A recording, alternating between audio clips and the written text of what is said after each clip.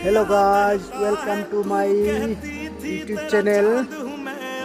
দেখেন, আজকে অনেক সুন্দর একটা দৃশ্য দেখাচ্ছি আপনাদেরকে।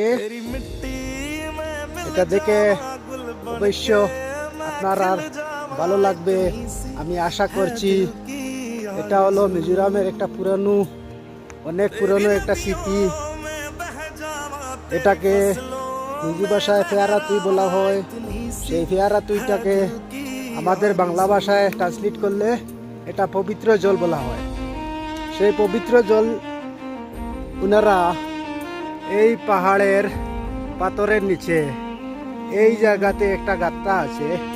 সেই গাঁথাতে 12 মাস পানি থাকে, এখানে মানে জল থাকে। সেই জলটাকে ওনারা পবিত্র জল বলে থাকে। এই জায়গাতে জল খেলে দিলে মানুষের বিমার শিফা হয়ে যায়, এরকম বলে থাকে ওনারা। এটা অনেক পুরনো।